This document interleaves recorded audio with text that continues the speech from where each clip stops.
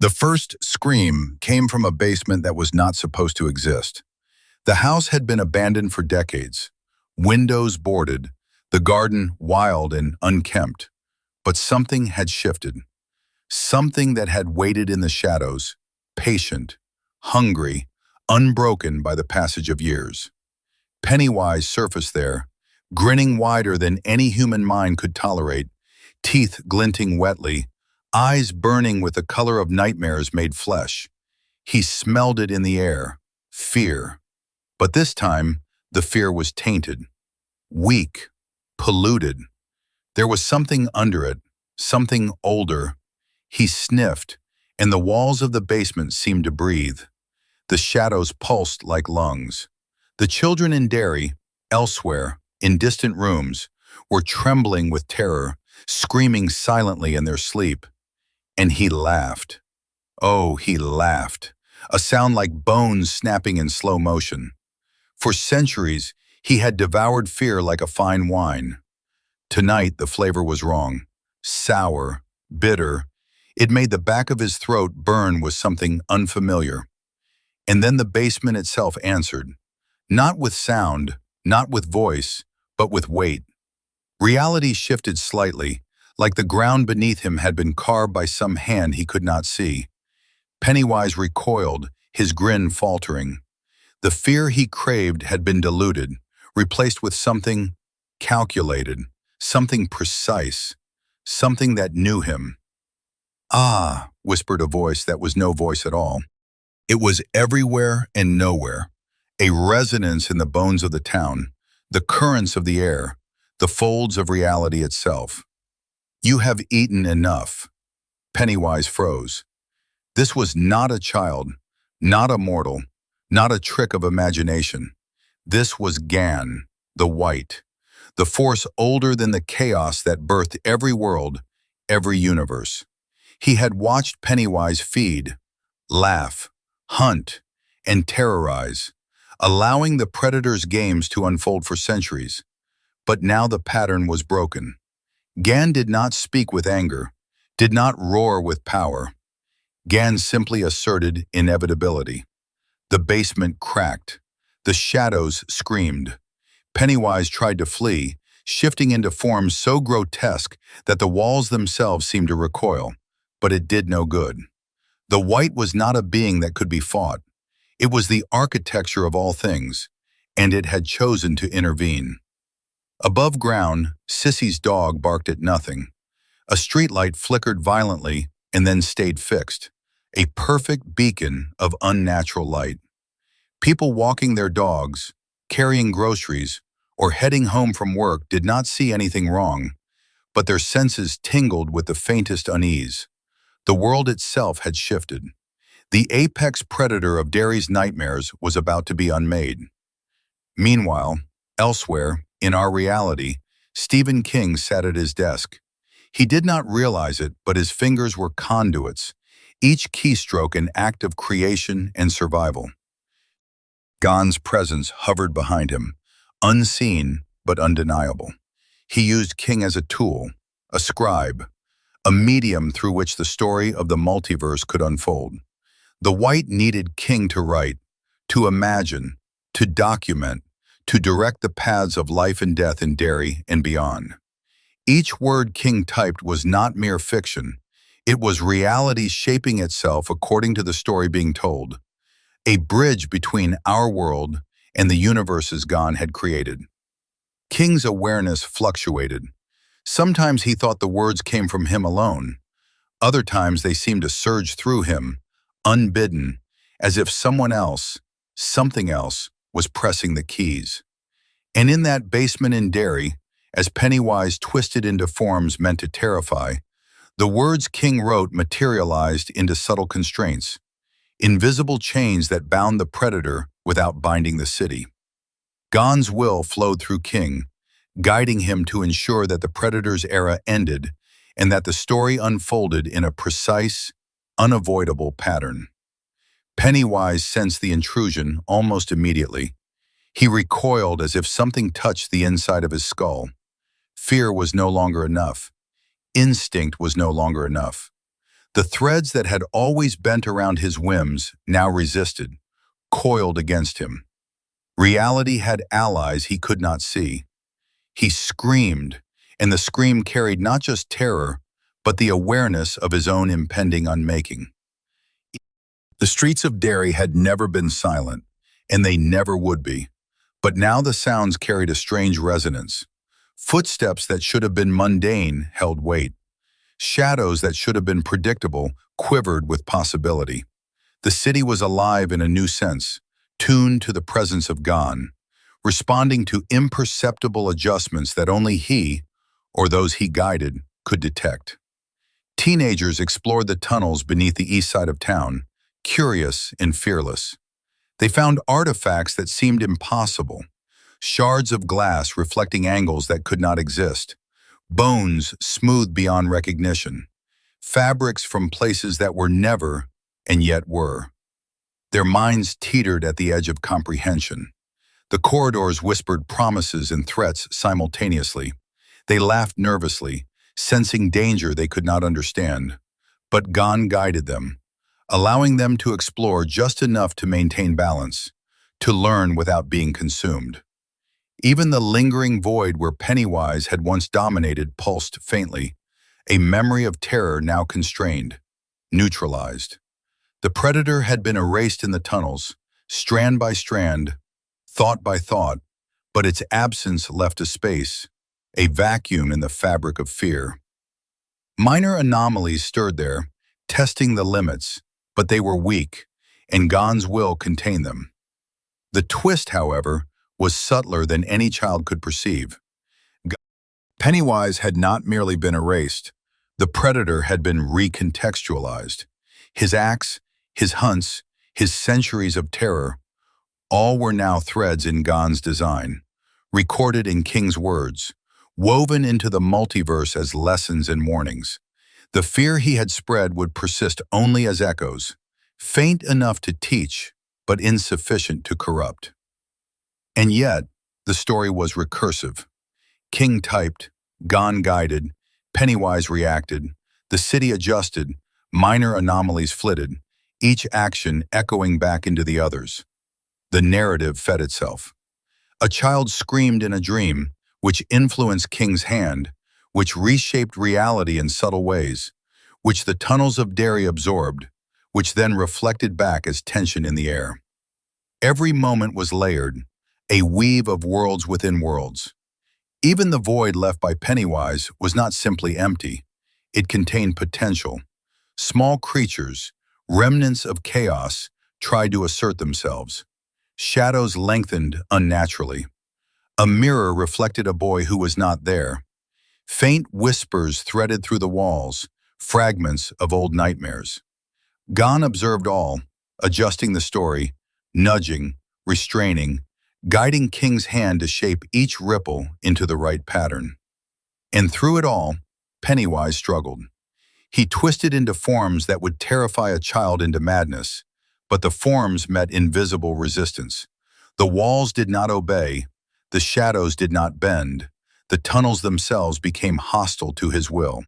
Every attempt to create terror backfired, destabilized him further. The predator was a ghost in a city that no longer feared ghosts. King's pen, or fingers on the keyboard, moved faster, guided by Gon's influence, weaving the narrative tightly.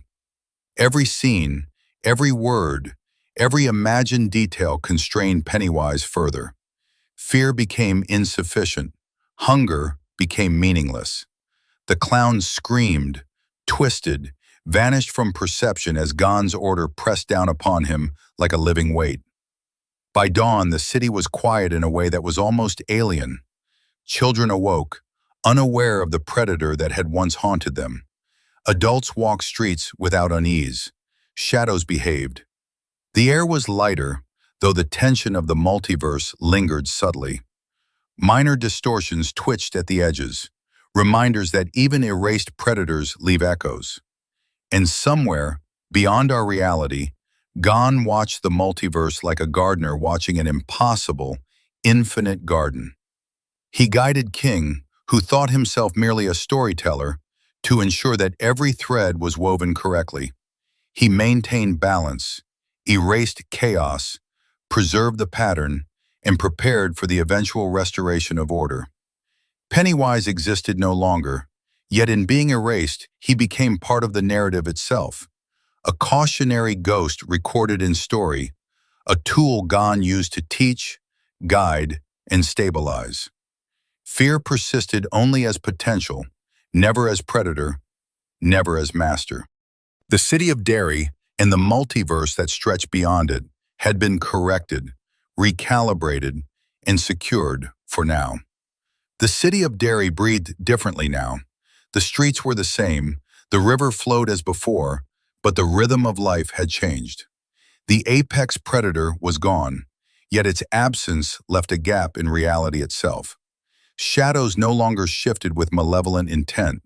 Basements no longer hid the scent of stale fear, yet the air carried a tension, subtle and inexorable. Something was watching, something ancient, something that had orchestrated every pulse of terror, every whisper of dread, every scream. Gon was everywhere, but not as a figure, not as an entity that could be seen. He was the weight behind the air, the geometry of the streets, the invisible hand guiding the threads of the multiverse. And he had a tool, Stephen King. King typed, fingers flying across the keyboard, sometimes writing scenes he did not remember conceiving, stories that unfolded with a logic beyond his understanding. His characters bled between worlds, Derry and the real world intertwined, lives and fates overlapping. Gon used King as a medium, translating the architecture of the white into narratives that could shape reality. Each word King typed pulled at the strands of existence, constraining anomalies, rewriting history, and reinforcing order. In Derry, the tunnels beneath the town were quiet, but not empty. Minor distortions, the remnants of Pennywise's influence, flickered and shivered like trapped insects. Shadows lengthened unnaturally, whispers of impossible words trailed through the air, and reflections of children who never existed appeared for fleeting seconds.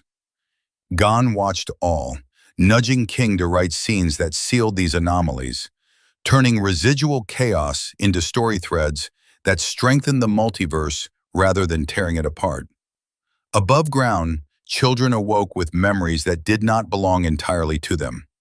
Some recalled vivid dreams of towers stretching endlessly, white and impossible, constructed of geometries that no human mind could fully comprehend. Others remembered fleeting shadows, the feeling of being observed in places they had never been. They laughed nervously, sensing danger and wonder simultaneously, unaware that their experiences were being orchestrated by the white through the hands of a mortal. In one house, a girl named Lila picked up a pencil and began to draw. Shapes poured from her hand, twisting, bending, forming impossible angles. Gon guided the impulses, ensuring that the creations maintained balance in the multiverse. Each drawing, each stroke, reinforced the order of the worlds, feeding patterns that could stabilize Derry and its echoes in other realities.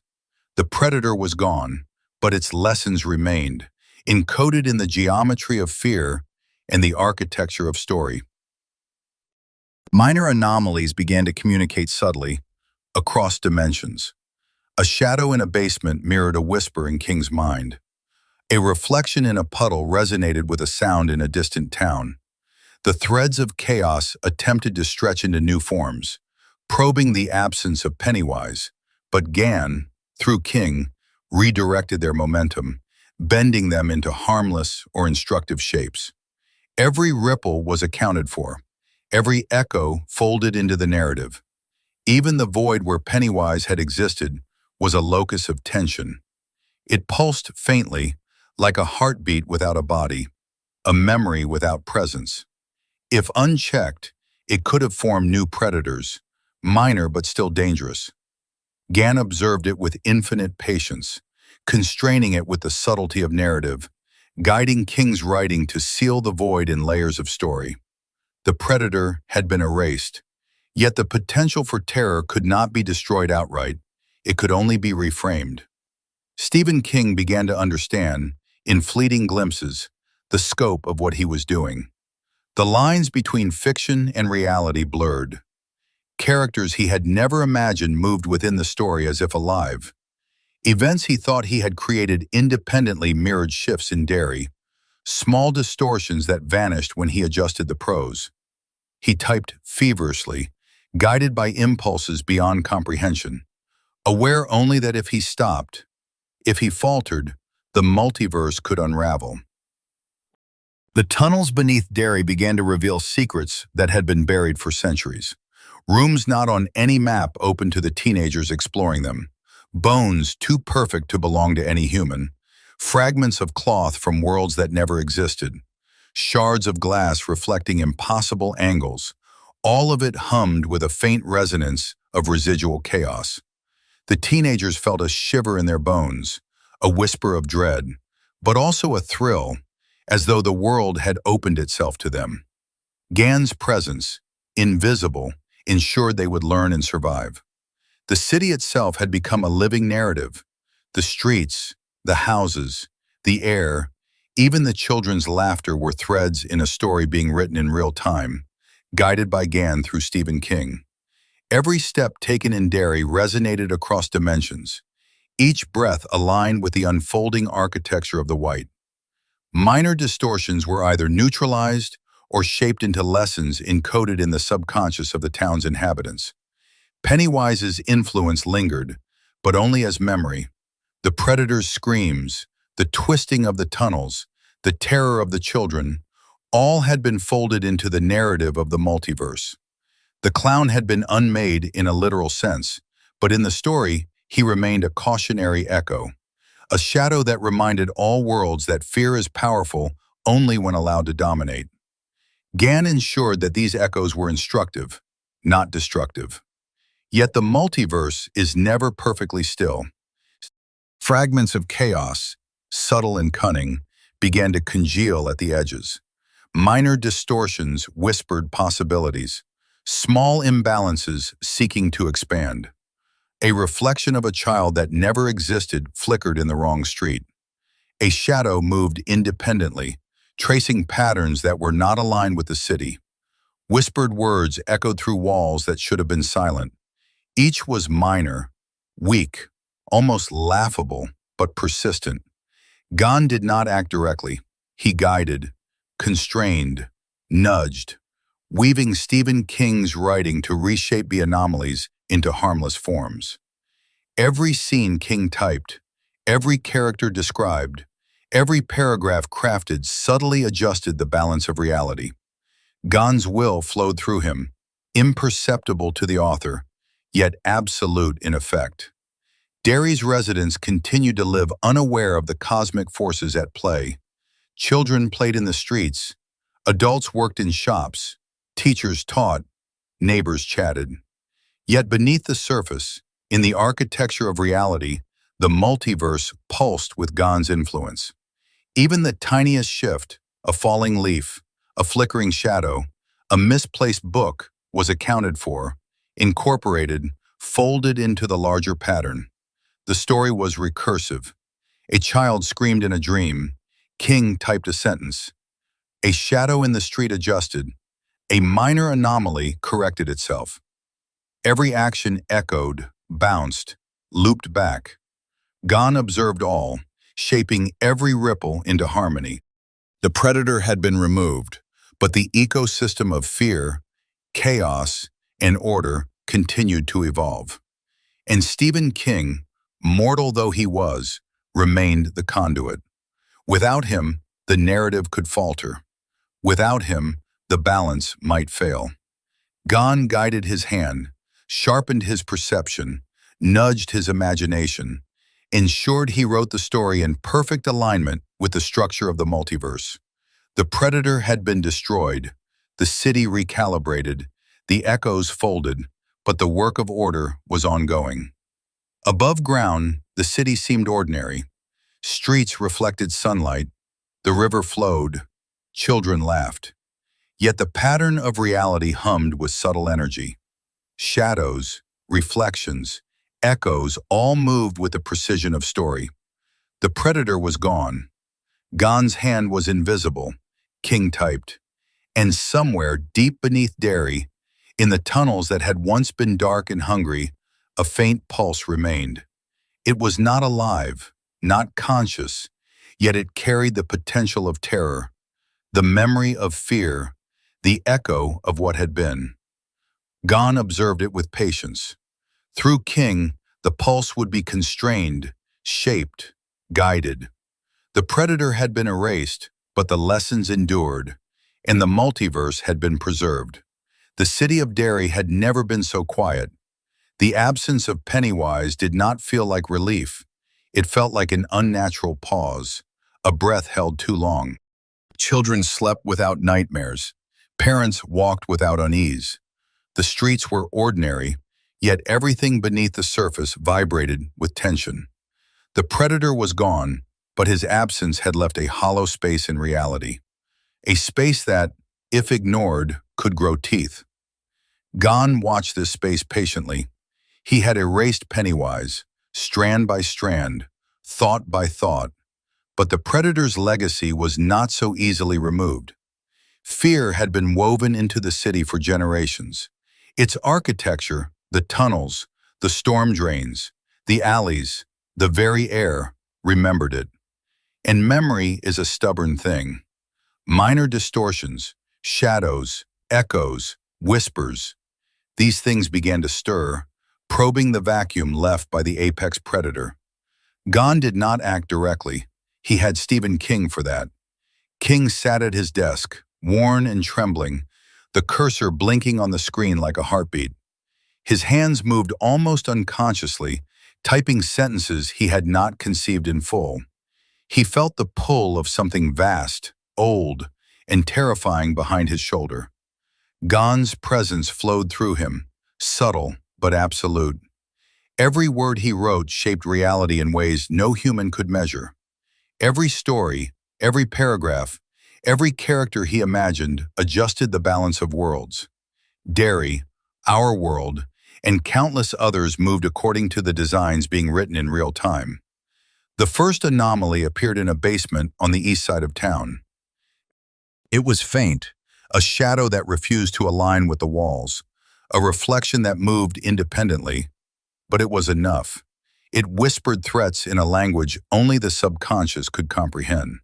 A child might feel a sudden chill, a shiver crawling along their spine, a sense that something was watching.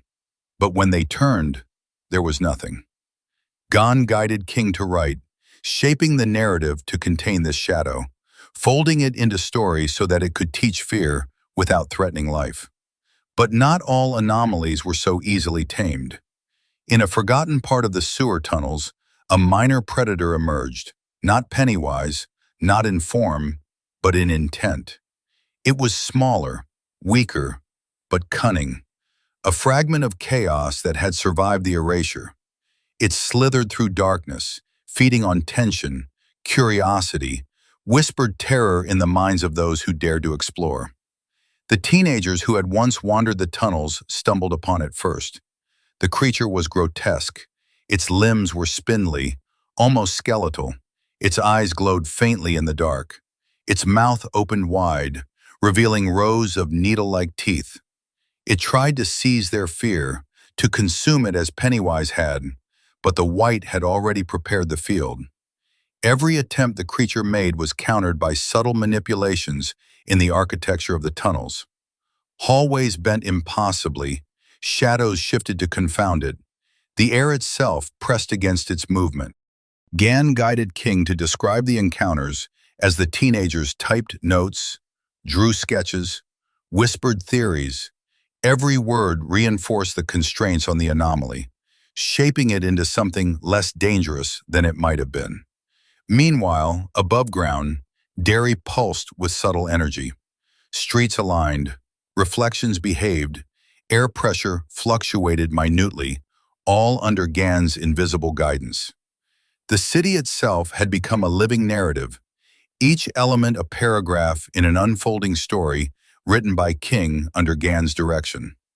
Children played with a strange intuition, avoiding danger they could not articulate. Adults found clarity in thought. Decisions flowed without hesitation. The predator was gone, but the lessons of fear persisted, encoded as subtle guidance rather than immediate terror. Yet the minor predator in the tunnels reminded Gan that balance is never permanent. Even erased, even constrained, chaos always seeks a foothold. Shadows lengthened, walls leaned where they should not, reflections flickered independently. The creature tried to exploit the gaps in order, to feed on what little fear remained. Gan guided King to insert details into the narrative, light falling at precise angles, reflections in mirrors, notes scrawled in journals, subtle, imperceptible adjustments that contained the threat. Every detail King typed became a vector of control, a mechanism to stabilize the world. The teenagers felt a creeping unease. They sensed something alive in the dark, something that had been hiding beneath Derry for centuries. Their flashlights cut weakly through the blackness, revealing glimpses of impossible angles, walls that seemed to fold in on themselves, textures that could not exist naturally. Fear rose in them, but it was tempered, controlled by the unseen hand of Gan guiding King. They survived the encounter with the minor predator, documenting it in sketches, notes, and whispered confessions, all of which were woven into the narrative to maintain stability. Outside, the city seemed ordinary, but Gan's influence was everywhere. Windows reflected impossible angles to children's eyes. Puddles shimmered with subtle distortions. The wind carried echoes of events that never occurred. Every anomaly, every whisper, every shadow was part of a grand tapestry. The predator was gone, but the ecosystem of fear and order continued to unfold. Gan ensured that even chaos had its place, its function, its boundaries. Stephen King, meanwhile, felt the weight of his role pressing on him. He was more than a writer, he was the bridge, the conduit through which the multiverse was shaped. Every word mattered. Every sentence could alter events in Derry, ripple across other realities, reshape the patterns of fear and order. He wrote feverishly, sometimes terrified by the clarity of the world he was observing through Gan's influence. Characters moved with life beyond his control. Events unfolded with precision he could not explain. Yet he wrote, because Gan demanded continuity, structure, and balance. The minor predator in the tunnels eventually dissolved, not killed, not destroyed, but recontextualized. Its existence became part of the story, a cautionary fragment, a reminder that chaos persists but can be managed. Gan ensured that every anomaly, every shadow, every echo was folded into narrative, constrained, and harmonized. The predator had been destroyed, but the lessons endured, the echoes preserved in story, memory, and subconscious perception. And then came the whispers of something else, something older than Pennywise, subtler than any predator, emerging not from Derry but from the intersections of worlds. A ripple across realities, a tremor in the architecture of the multiverse itself. Gan noticed it instantly. It was minor, not yet dangerous, but persistent. It tested the boundaries of order, probing the structures that had been established. Stephen King's typing accelerated, his hand guided by forces beyond comprehension. Every word, every imagined scene, every character interaction became a corrective vector, steering the multiverse back toward stability. Derry itself had become a living story, a nexus where realities intersected. Children's dreams mirrored events in other worlds. Reflections in windows hinted at distant cities. Shadows traced the echoes of other lives. Gan's influence through King ensured that every anomaly, every whisper of chaos, every minor distortion was accounted for. Fear persisted, but no longer as a predator, only as potential, only as structure for stories to build upon. By the time dawn broke, Derry seemed ordinary once again. Streets gleamed in the early sunlight. The river reflected the sky perfectly, and children played unaware of the cosmic machinery at work around them. Shadows aligned, reflections obeyed physics, minor predators had been contained, and the city pulsed with the subtle hum of stability. The predator had been destroyed, Gone had maintained order, and Stephen King, exhausted and trembling, typed the final lines of a chapter that would anchor the multiverse for the foreseeable future. And yet, the story was far from over. The minor distortions, the residual chaos, the echoes of erased predators, they persisted, like faint ripples in an infinite ocean. Gone would continue to watch, guide, and shape through King. The narrative was ongoing, recursive, and infinite. Derry had been cleansed of the apex predator, but the city, the multiverse, and the delicate balance of reality required constant vigilance, subtle manipulation, and an ever-present hand shaping the story from behind the veil of perception. Derry was quiet, but the quiet was brittle. It pressed against the ears of its citizens like a weight they could not shake. Children awoke without the old nightmares, but they dreamed of towers that scraped the sky, white and impossible, geometries their minds could not reconcile. Adults went about their days, unaware of the subtle shifts beneath their feet, the air vibrating with forces they could neither see nor name. Gon observed it all. He had erased Pennywise, strand by strand, but the predator's absence left a void, a hollow space that rippled outward into the multiverse. And nature abhors a vacuum.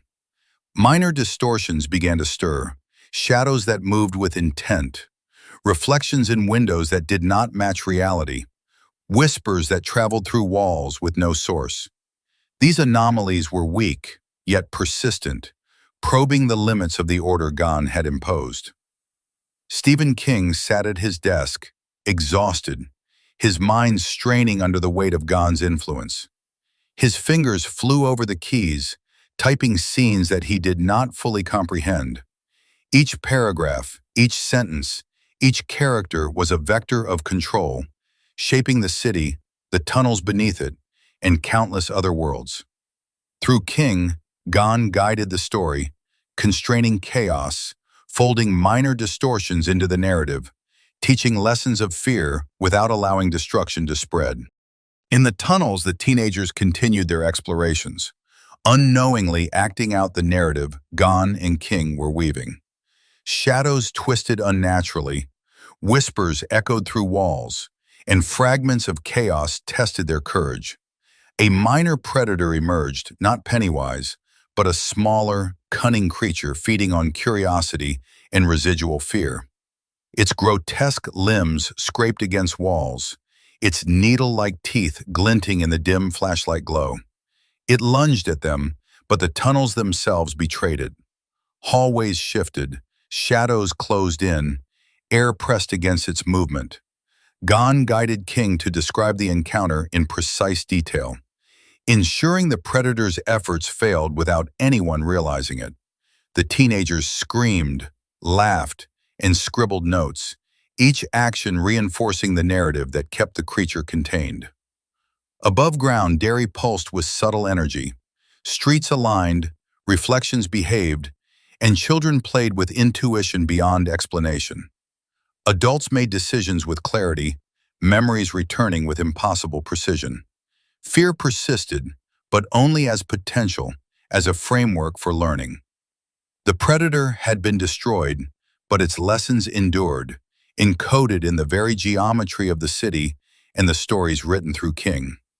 Yet the multiverse is never static.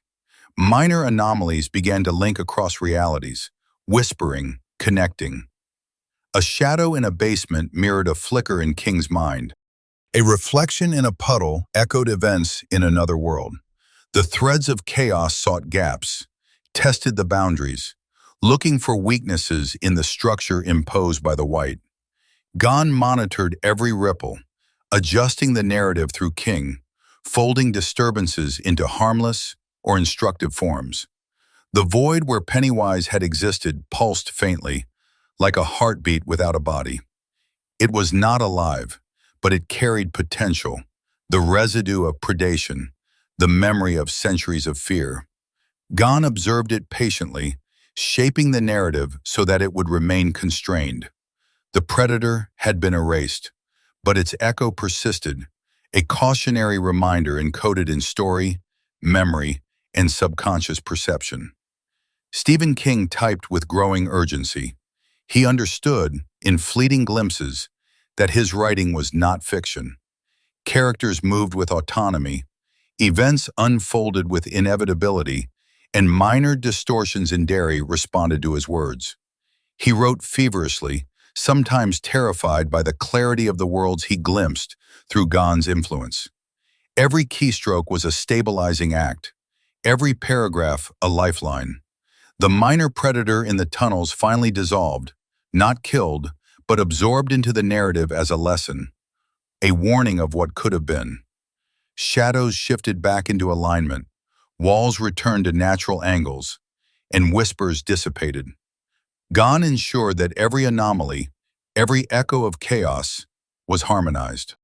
The predator was destroyed, the story stabilized, yet the work of order was ongoing.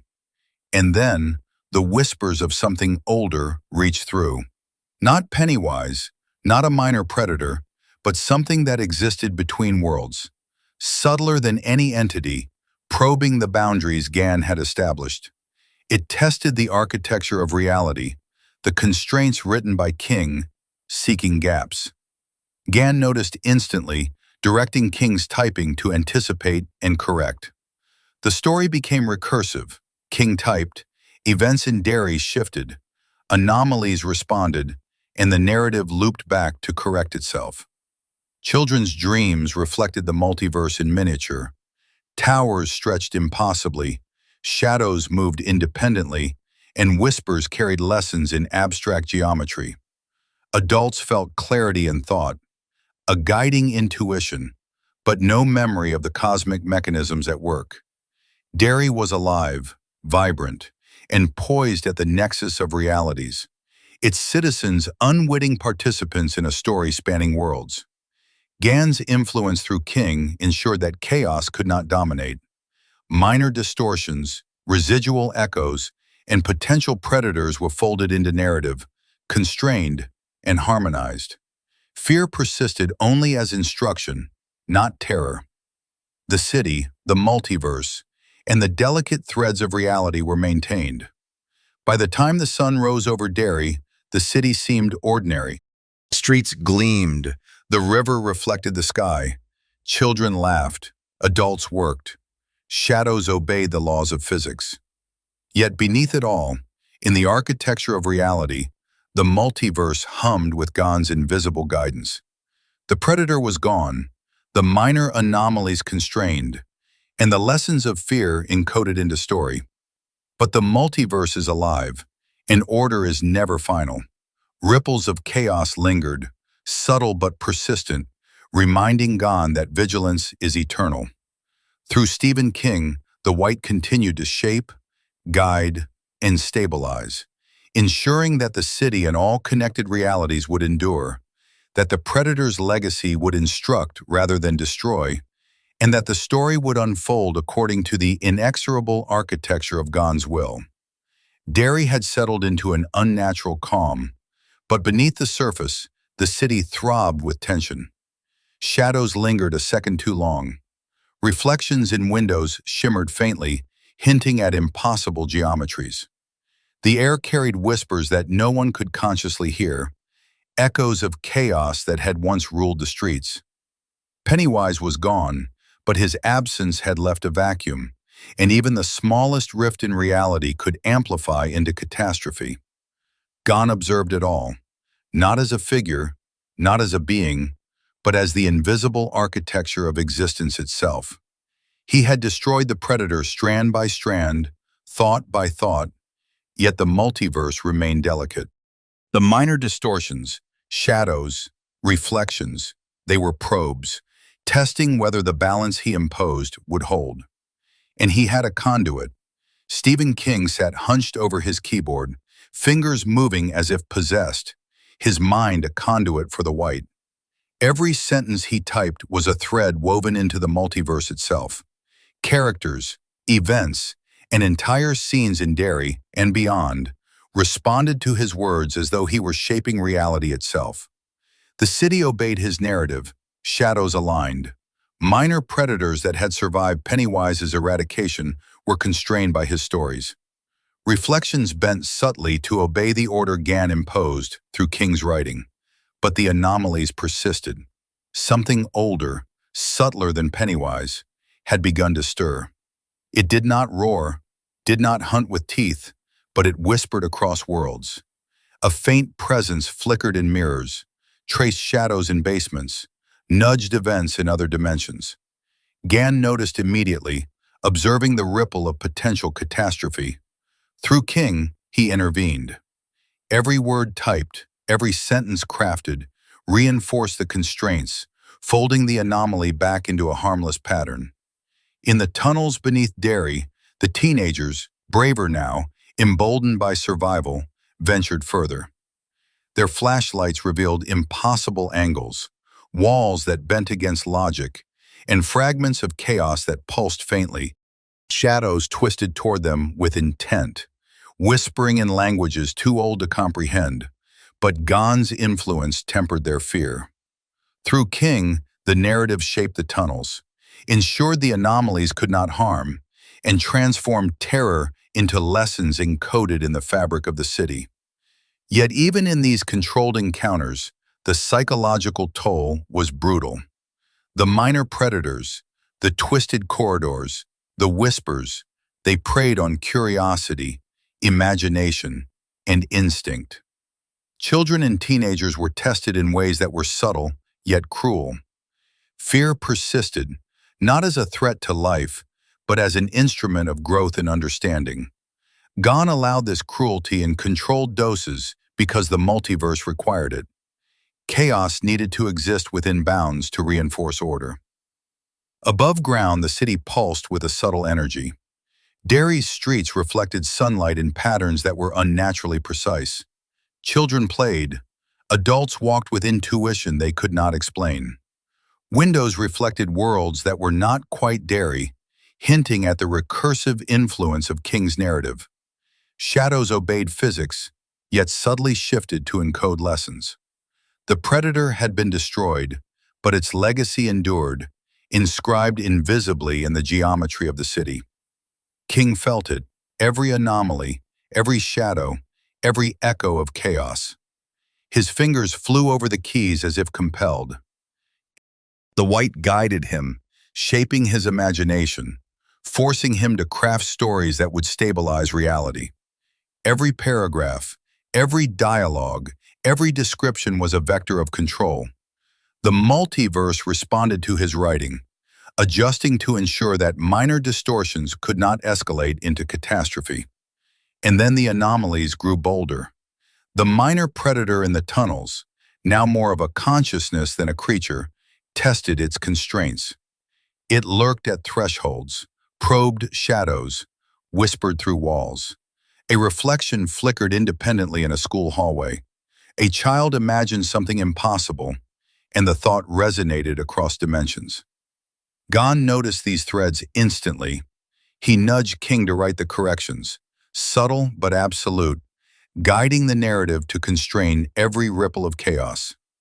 The recursive story looped endlessly. King wrote, "Events in Derry shifted. Anomalies responded. The narrative looped back to correct itself. Every human action, every flicker of fear, every shiver of perception was folded into this feedback loop."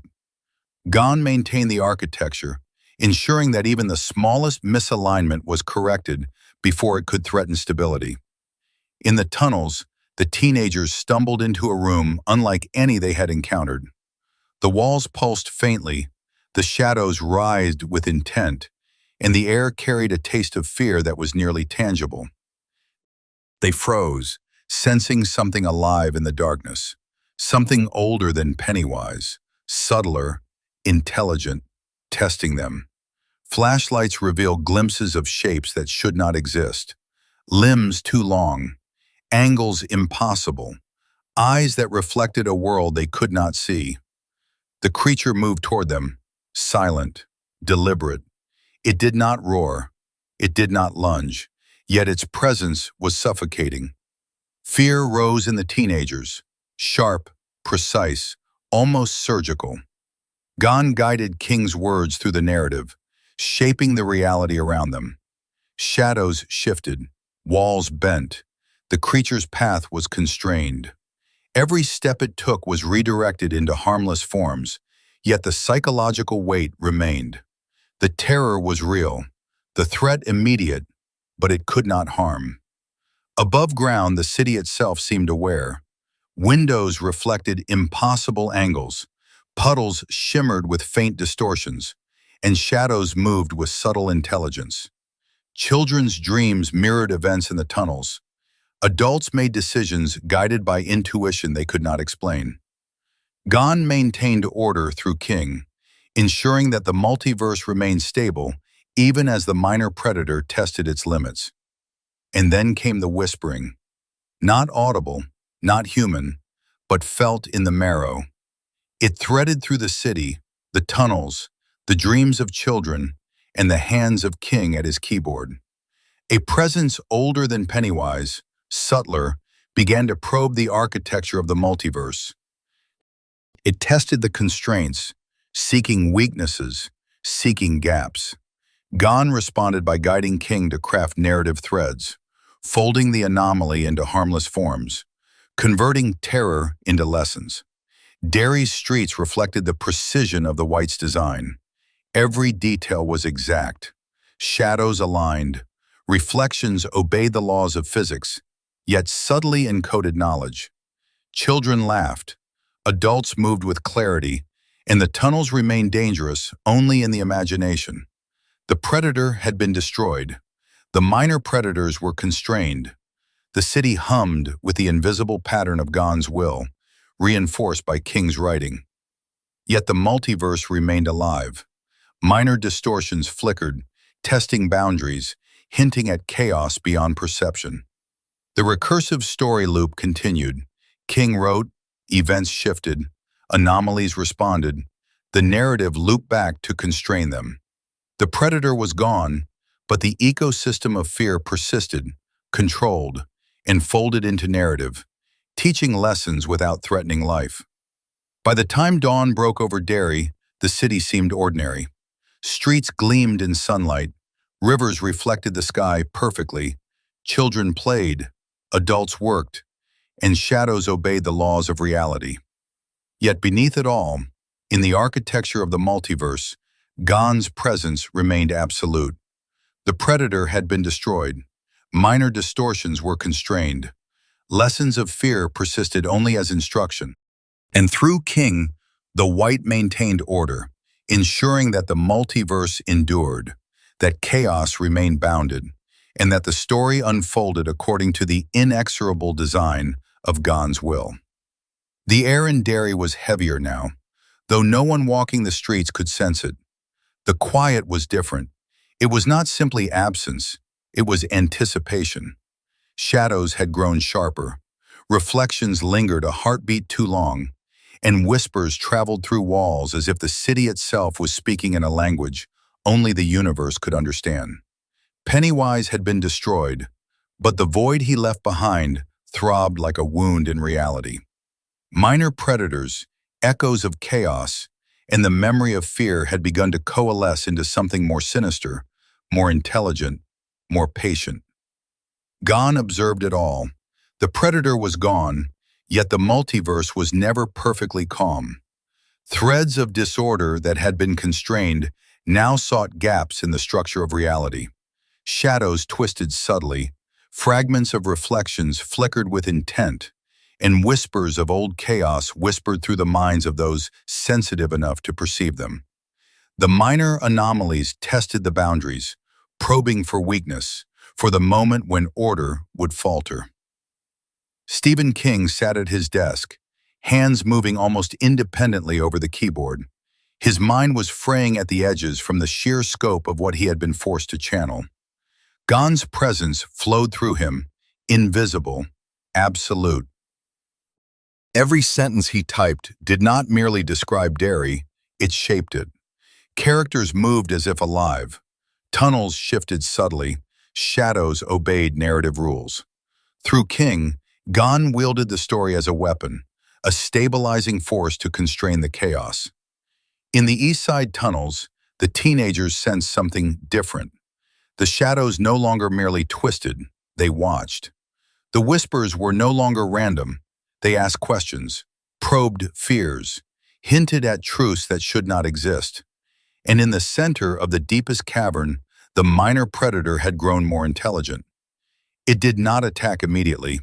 It studied, calculated, tested limits, feeding not on fear alone but on opportunity, on hesitation, on doubt. Gon acted with precision. Through King, he wrote adjustments into the narrative.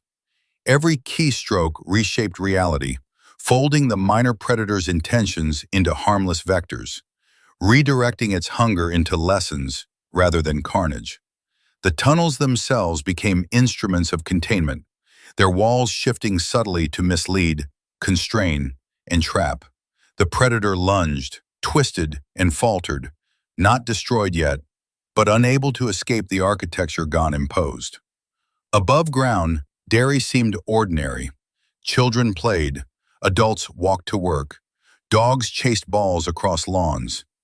Yet every step, every sound, every reflection was orchestrated. Gon's will was absolute, threaded through King's writing. Shadows bent, light reflected perfectly, minor distortions remained constrained. Even the memory of Pennywise's terror was reframed, encoded in geometry, story, and subconscious perception. The predator had been erased, but the ecosystem of fear persisted, controlled, disciplined. And then came the whisper of the multiverse itself. Not Pennywise, not a predator, but the fabric of reality, trembling under the stress of centuries of fear and chaos. Minor anomalies, constrained so far, began to resonate with one another across worlds. Shadows flickered in Derry, while echoes rippled in distant cities. Reflections shimmered in puddles far beyond the town. Threads of disorder attempted to weave themselves into new predators, new dangers. Gon did not act with haste. He had patience older than the stars. But this time, the stakes were higher. Through King, he began to write a new chapter, one that would not merely contain or constrain, but eliminate the potential for predator-driven chaos entirely. King's fingers flew, the words guided by the white, shaping the multiverse with precision. Every sentence, every line of dialogue, every description was a binding agent, a vector of absolute control. The minor predator in the tunnels became desperate. It twisted in ways the tunnels could not naturally allow, attempted to exploit gaps, whispered threats that resonated in the minds of the teenagers. Fear rose sharply, visceral, almost unbearable. Gon guided King to ensure that this terror remained instructional, not fatal. The predator's movements were constrained, redirected, folded into the story. The tunnels themselves seemed alive, actively preventing the predator from completing its hunt. Meanwhile, Derry's streets shifted subtly, almost imperceptibly. Reflections showed more than the real world. They hinted at consequences, possibilities, lessons.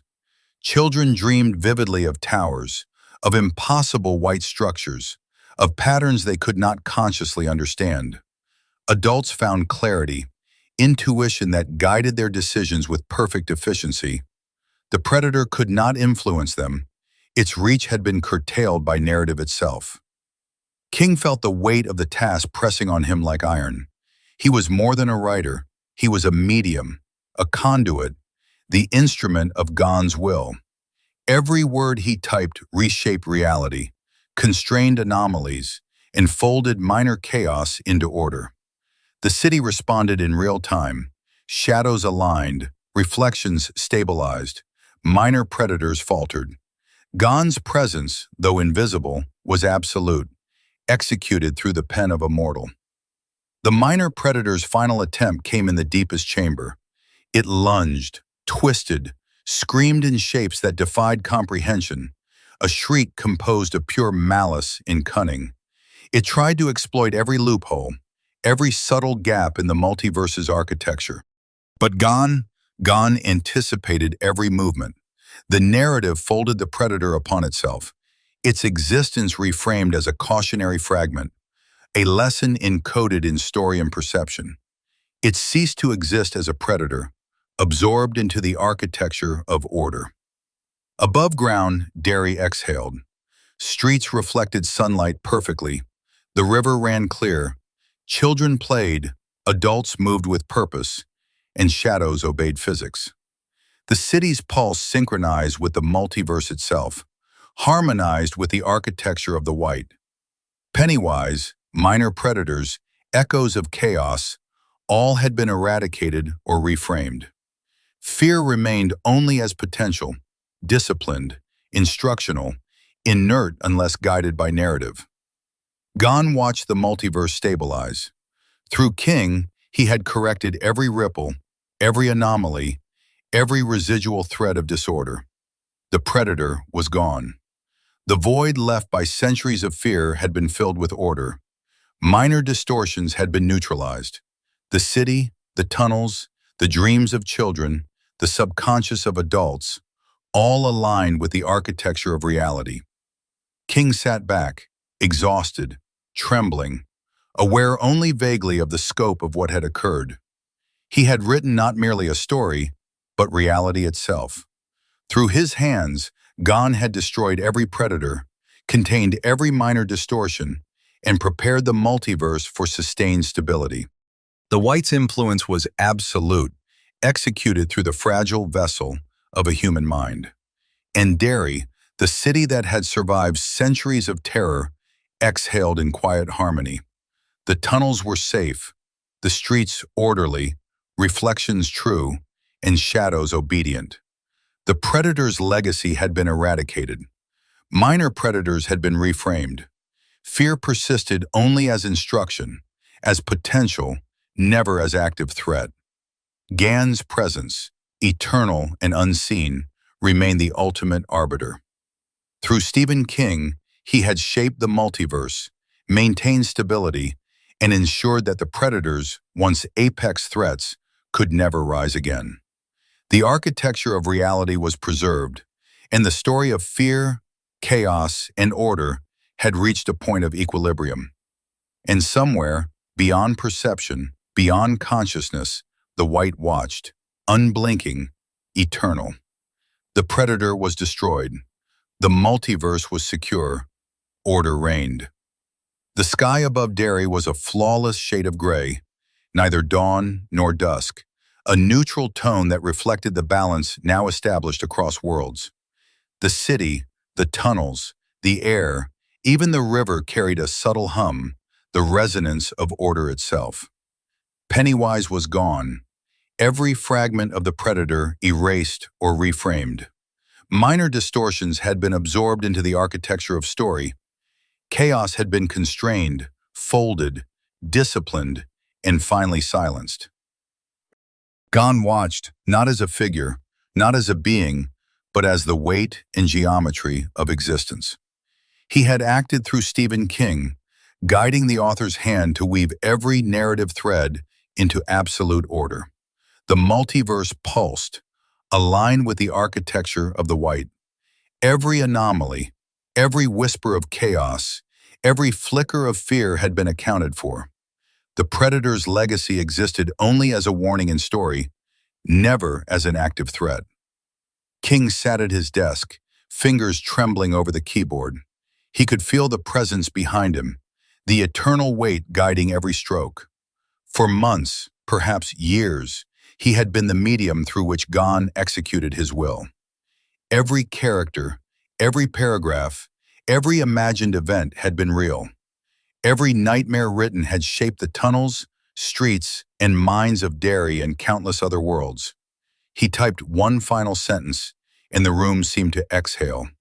The minor predator that had tested the tunnels one last time dissolved completely. its essence folded into story as a lesson, a fragment of history encoded in the multiverse. The tunnels themselves adjusted, walls aligning perfectly, shadows obeying the natural laws, reflections true to geometry. Fear remained only as instruction, as potential, inert unless directed by narrative. And then Gon acted directly, not through medium or conduit, but as the pure, omnipotent force of the white. The subtle distortions, the lingering echoes of chaos, the faint vibrations of possible predators across worlds, they were all recalibrated. Time itself bent slightly, threading together moments that had been misaligned. Events in Derry and other realities resonated in harmony, all directed by the inexorable order of Gon's will. Children in Derry awoke with dreams of towers and impossible geometries, not terrifying but instructive. They understood, in ways their conscious minds could not articulate, the patterns of the world around them. Adults made decisions with clarity and purpose, instinct guided by invisible logic. The city itself became a living testament to balance, where even the smallest acts of curiosity or fear fed the lessons Gon had embedded across the multiverse. Stephen King, aware only vaguely of the full scope of his role, leaned back in his chair. For the first time in months, he could breathe. The pen no longer trembled in his hands. Words flowed freely, unconstrained by the weight of cosmic will. Because Gon had completed the necessary adjustments, the author's role as conduit, as medium for multiversal stabilization, had ended. The predator was destroyed. Chaos was contained. The architecture of reality aligned. Beneath the streets, the tunnels hummed softly, a faint vibration that was no longer threatening. Shadows lay still. Reflections were perfect.